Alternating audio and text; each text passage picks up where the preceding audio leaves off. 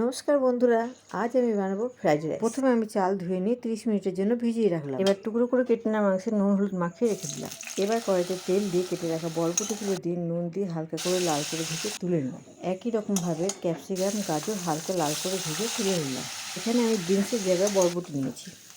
এবার কড়াইতে 4টে ডিম দিয়ে ভুজিয়া করে তুলে নিলাম। এবার কড়াইতে অল্প তেল দিয়ে পেঁয়াজ বাটা, আদা বাটা, রসুন বাটা, লঙ্কা, জিরে, ধনে, হলুদ গুঁড়ো দিয়ে কষিয়ে নিয়ে মেখে রাখা মাংস দিয়ে কিছুক্ষণ কষিয়ে নিয়ে অল্প করে জল দিয়ে দিলাম। একটু মাখা হয়ে গেলে নামিয়ে নিলাম। এবার গ্যাসে হাঁড়িতে জল দিয়ে বসিয়ে নুন ও তেল দিয়ে জলটা ফুটিয়ে নিয়ে ভিজিয়ে রাখা চাল দিয়ে দিলাম। ভাতটা অল্প শক্ত থাকতেই নামিয়ে দিলাম। এবার কড়াইতে ঘি দিয়ে গোটা গরম মশলা ফোড়ন দিয়ে ভেজে রাখা গাজর, ক্যাপসিকাম, বরবটি, ডিম ভুজিয়া ও চিকেনগুলো দিয়ে 1 চামচ গোলমরিচের গুঁড়ো দিয়ে ভাতগুলো দিয়ে দিলাম। অল্প ভেজে নামিয়ে নিলেই রেডি আমাদের ফ্রাইড রাইস। রেসিপিটা ভালো লেগে থাকলে লাইক, শেয়ার, সাবস্ক্রাইব করে দিন।